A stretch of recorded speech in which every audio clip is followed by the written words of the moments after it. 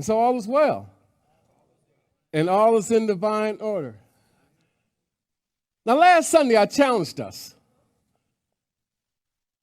For those of you who are here and those of you who are watching, I challenged us in a major way, a huge way. And I want to continue on that path for the remainder of this year. Is that okay? Is it really okay? Because when we say we're going to challenge you, I'm challenging you from the mind frame that you're a warrior. And no matter what I toss at you, throw at you, you'll be able to win. And keep the main thing the main thing. What's important now? Now, last Sunday, we began to feel into the vision that we want for our life, right? This is no different from the beginning when we said in the white stone ceremony, write down your word, right? Remember the words you wrote down? Mine is prosperous. And I said I want to prosper everyone that comes within my circle, that truly comes into my circle and buys into what we're all about. I'm one of those who believe with a strong faith that we're co-creating every experience that we have. And so with that mindset, I ask you to begin to be pulled by the vision of the vision that you vision for your life. Remember that? I said begin to be pulled by the vision of the vision that you vision for your life. Do you get it? We're all pulled by this vision, but we don't go at full throttle, full speed. And so what we want to do for the remainder of the year is be cognizant, aware, and vibrate in the energy that I want to be pulled by the vision of the vision that I have for the vision for my life. Letting the vision become so clear that the hope of manifesting the vision is replaced by faith in the assurance that the vision will be manifested. Do you understand that? Faith's so powerful that it allows you to enthusiastically name, claim, and live as though the vision is active, alive, and happening. Can we say the word happening? What's happening now is the question. And we want to go through this message with the idea that we not only want to hear the message, but we want to live the message. Is that all right? Now, as we move through this message, I want us to always remember that we have control over three things. That we always have control over three things. The thoughts we think, the feelings we hold, and the behavior that we demonstrate. Now, repeat this after me. I have control over the thoughts I think, the feelings I hold, and the behavior I demonstrate. Think about that. Thoughts, feelings, behavior. You control all three of those. Every second, minute, hour, day, week, month, year. No deviance. You control those three things. Do you believe that? Do you believe it? Can someone change your feelings and emotions with a word? Can they really? Reverend William, I'm indifferent about that color that you're wearing. Michael, I'm not sure if that 26 is doing you justice. Adam, that plaid, I don't know if it's working, baby. His fiance, it's working, baby. But can we allow someone to control those three elements so quickly with a word, with a news story? Too often we allow it, don't we? Be honest. You hear something. You see something. Somebody does something to you.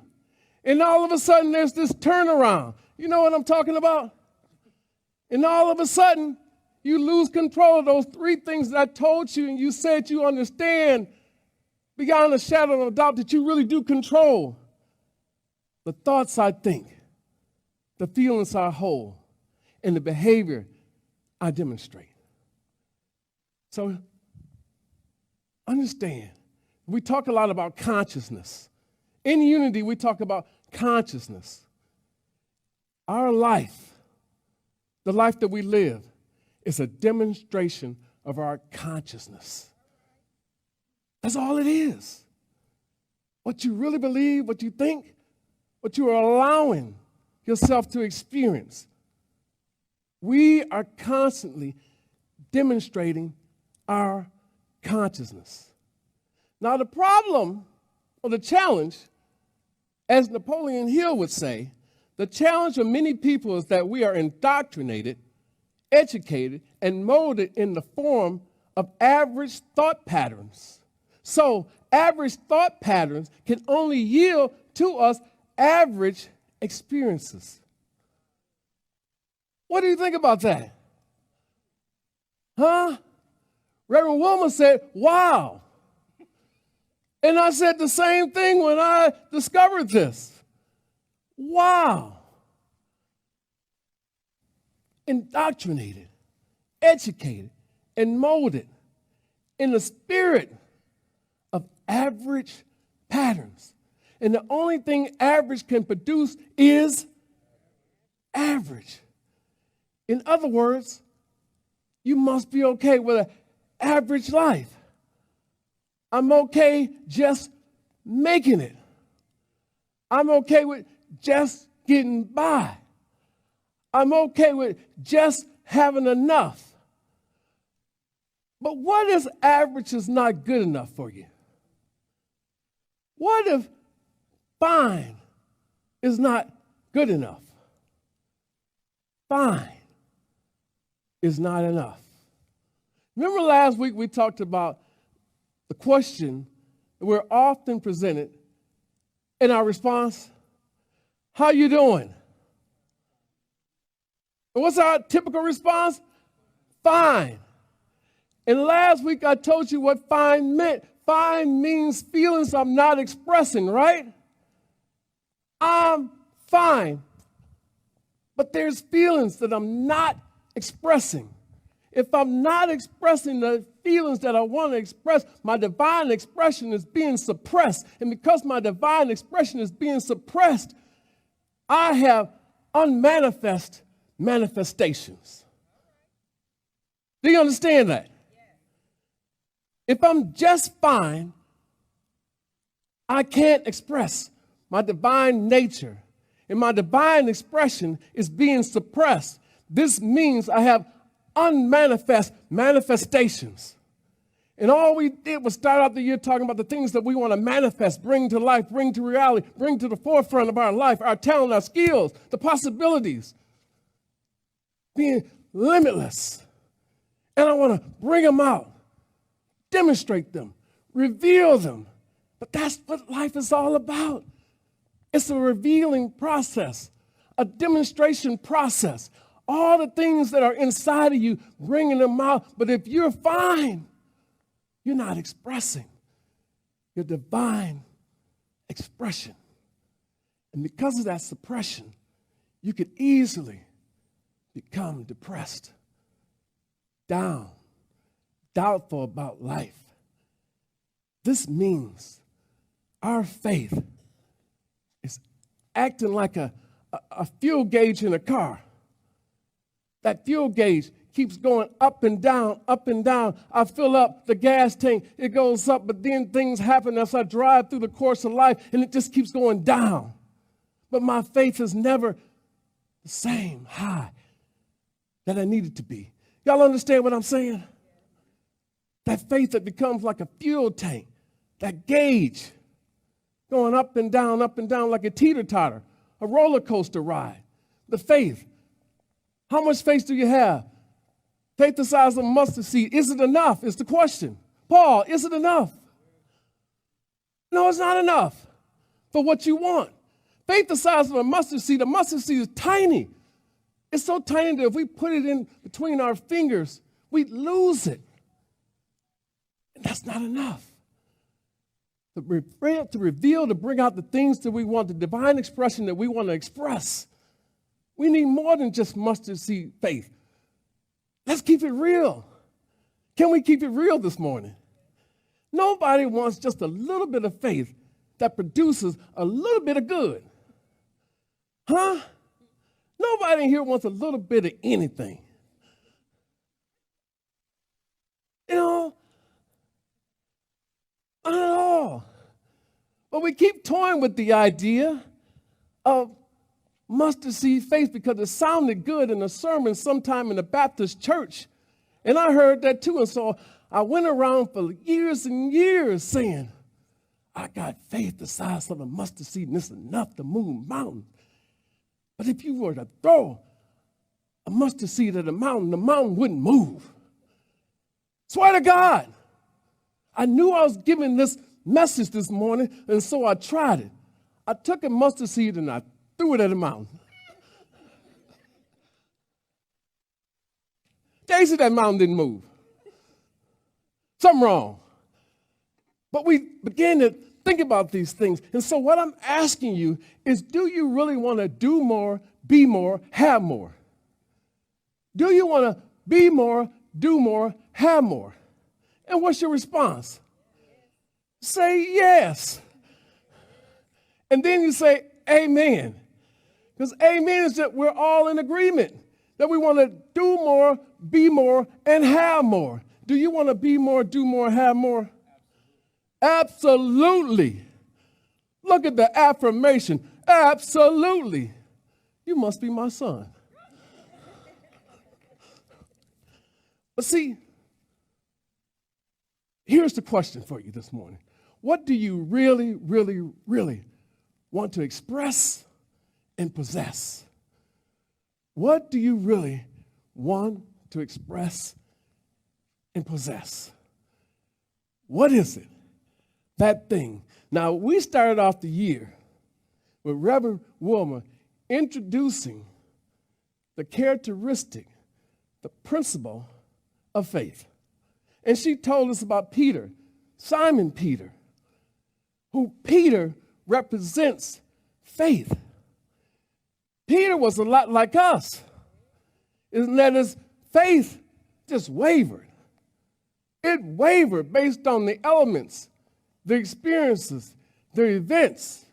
Peter was a disciple, but Peter had faith that wavered, just like us, right? So there's nothing wrong with Peter, right? And there's nothing wrong with us, right? We're just growing and developing, learning and applying. So there we have it, faith. And we said faith is the demonstration of our consciousness. Repeat this with me. Faith is the demonstration of my consciousness. It's what I believe, and it is what I get. So I get what I faith. I faith into my life what I have faith for. Do you get it? Can I stop right here? No? Okay. So you want me to go on? Okay.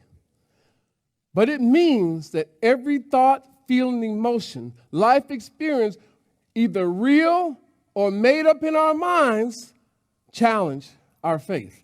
Now, why did I make that distinction between real experiences and made up in our mind experiences? Two different things. But scientists say 98% of the experiences that we spend the most time dealing with are made up in our mind, but they're really not real. Somebody's like, I'm going to give you that again. One more time. Hit me one more time. 98% of the experiences that we experience in our mind that take up our time, our energy, our emotions, our feelings are not real. Does anybody in here play the what if scenario? Do you play it more than doing it? Yeah, you do. We all do. The what if. We do it all the time.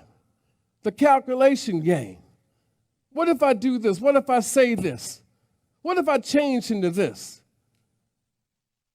And we spend 98% of our time on experiences that are not real.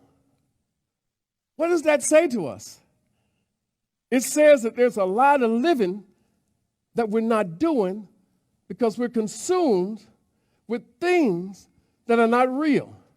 Now, imagination is important, but living in a world that never is to be or coming to fruition, but we're worried about it, and we're doubting ourselves, our capacity, our faith because of it, means we need to be able to redirect that focus, that energy, right?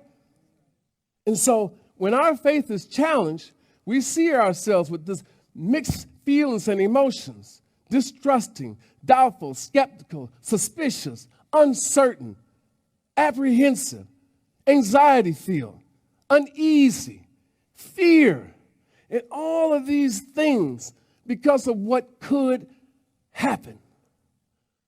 What could happen? 98% of your life is what could happen. Wow, that's a lot of time. And then this is not the spirit of truth. Because if we know the truth, we live by the truth. We walk by the truth.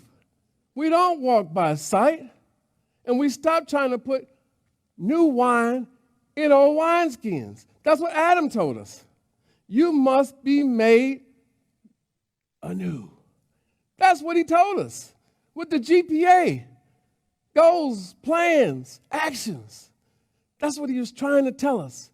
And so we walk by faith, not by sight, because in God we trust. Now, we've heard that before, right? In God we trust. And it's on the money, too. It's on the money, too. Boy, handing out his handy one his allowance for the week. You've been a good son. But we say that as a country. It's on the currency. But what does it mean? In God we trust. This is huge. Take out your pen, take out your paper, take out your cell phone, and take notes on this. In God we trust. What does it mean? In God we trust. The we is you. The we is you.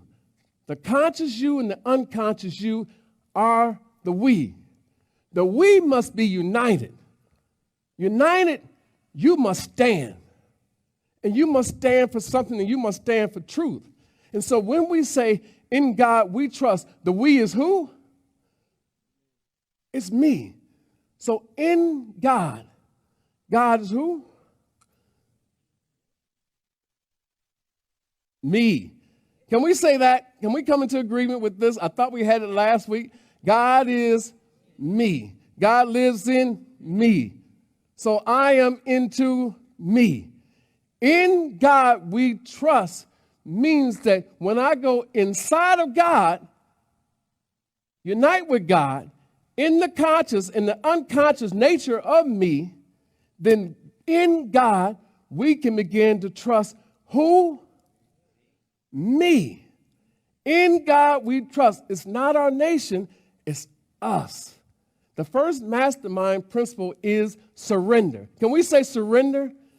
Does everybody have that mastermind journal this year? I still got 6 left in my trunk. If you need one, come see me. The first mastermind principle is surrender. But I don't want to surrender because I'm afraid, I'm doubtful, I'm unsure, I'm uneasy, I have anxiety.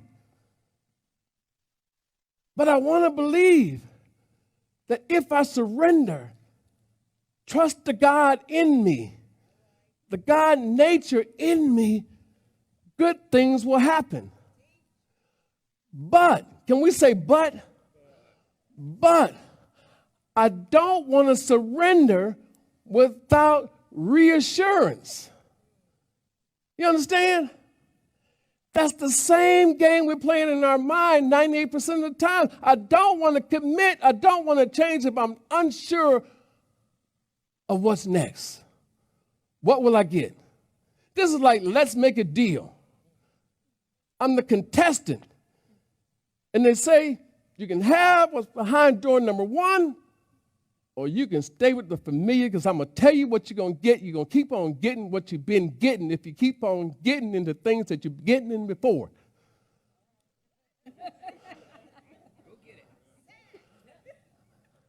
Y'all get it?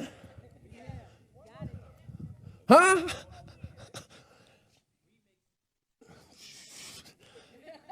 We're going to keep on getting what we're getting if we keep on getting into what we've been getting into before. You get the same thing, the same results. Y'all get it? I did the whole remix. It's the reassurance, the assurance that we want. And so I don't want to surrender. I don't want to take that first step, Michael, in the mastermind principle of surrender if I don't have that certainty, that assurance. So I don't want to step out with a spirit of hope. Ain't that something? Hope. We talk about hope all the time, but then we get to that point of surrendering the familiar, and then we realize that hope is just a baby step. I hope. You understand that?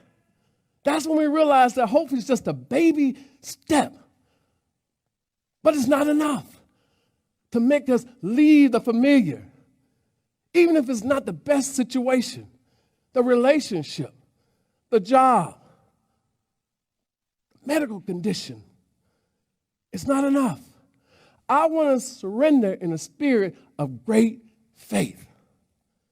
That's what's going to remove me from that situation, that mindset, that 98% of the time. I will surrender in a spirit of great faith. Can we say that together? I will surrender in a spirit of great faith. Hebrews 11:1 says, now faith is the assurance of things hoped for, the conviction of things unseen. Y'all heard that before, right? Yep. It's familiar, but did you understand in God we trust? In the context of in God we trust, in the context of faith, is higher than hope. Hope is just a baby step, but it's great faith that I need. And so how do we get great faith? Huh? How do we get great faith? Practice little things. Little things lead to big things. Little steps lead to big steps.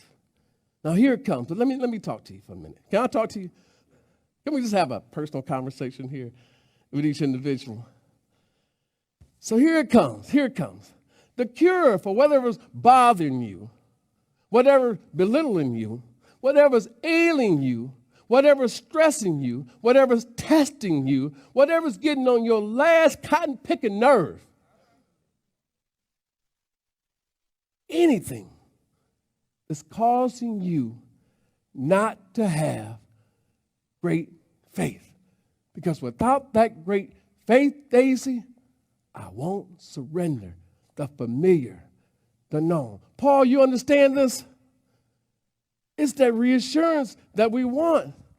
Make me believe that if I leave, I'll get something different. And so I need great faith. So anything that's causing you not to have great faith, here it comes. Here comes your solution. Are you ready for the solution? Are you ready for the answer?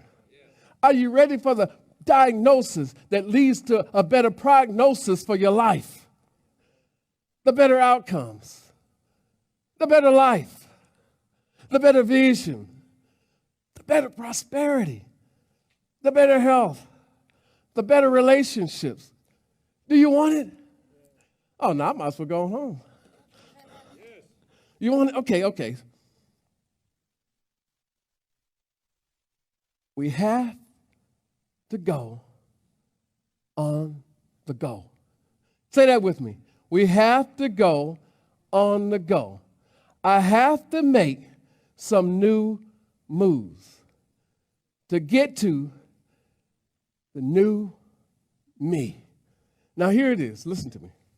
We have to go and move into a conscious movement to negate negative thoughts, words, and feelings that negate our faith.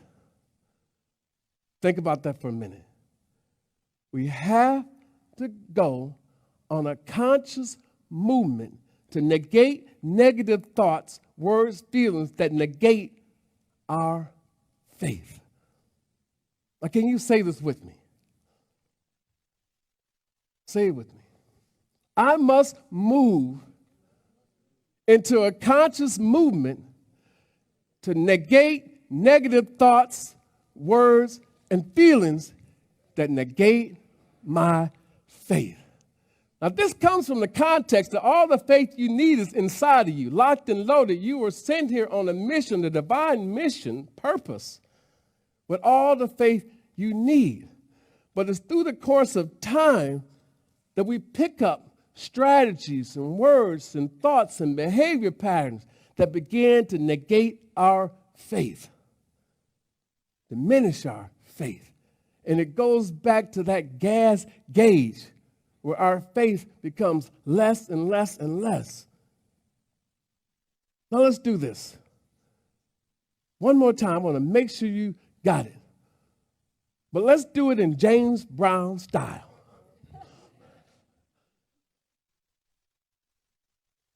Just say this with me. I got to. One more time. I got to. Good God, I got to. I must move into a conscious movement to negate negative thoughts, words, and feelings that negate my faith. And so what does it mean? It means that I begin to eliminate behavior patterns, word patterns, thought patterns.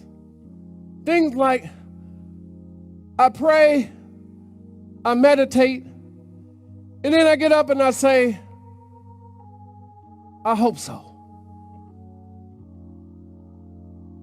If it's God's will, I'm not sure if it's going to happen. I doubt it. It's highly unlikely. The odds are against me. I'm too old. I'm too young. I don't have enough money. All of those things negate your faith. You show great faith when you begin to meditate and pray. But then when somebody asks you how you're doing and you say, I'm fine. But then you say, I'm just hopeful. I just hope it's God's will. God's will is what? To give you power, dominion, authority. Adam told you God's will is to give you the desires of your heart. So why are we negating faith? Great faith. So I want to challenge you to shift your mindset. Can I challenge you this morning to shift your mindset in 3 ways? Number 1, in God, I trust my faith. When I get into God, I can trust my faith. When I go inside of me, unite with God, I trust my faith. I have great faith. The second mindset shift. As God, I am a powerful energy force. There is no greater force than God, right? The universal force field is God. And if we see ourselves and know ourselves and live as God, we have all the energy force that we need to manifest whatever we want. Third mind shift. You ready for the third mind shift? In and as God, I work towards the mark that I have marked down to manifest. And this is related to express and possess. In and as God, I work. Notice the word work in there. Do you see that? Work means that I not only meditate and pray, but after I get off of my knees and I open my eyes, I begin to work towards the mark that I set to manifest in my life. Do we get it? Huh? This is not magic. This is not name it and claim it. It's name it, claim it, live it. Can we say that? Name it, claim it, live it. And then I will add another one that I always challenge myself. Name it, claim it, live it, be it. Be it. If you can do those things, those three mind shifts, you'll be all right. Maybe we'll all stand and just do this affirmation. It's so amazing how Reverend Wilma opened us up and aligned us with great faith. Adam came next and aligned us with great faith. I came along and tried to align us with great faith. I hope I did the job, because this is a challenge, but it's an opportunity.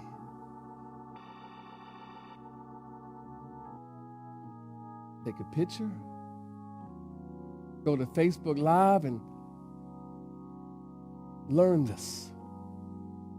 But I don't only want you to just learn it, because knowledge is what?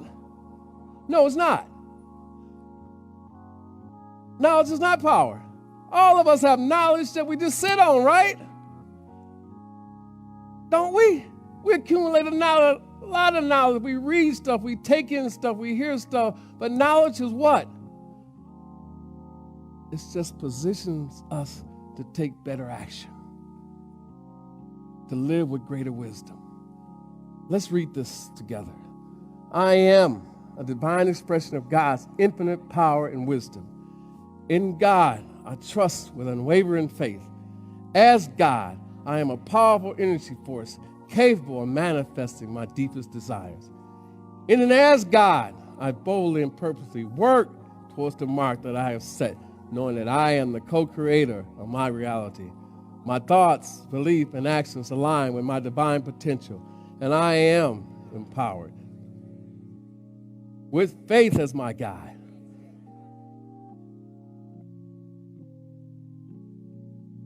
amen, amen, amen. You may be seated.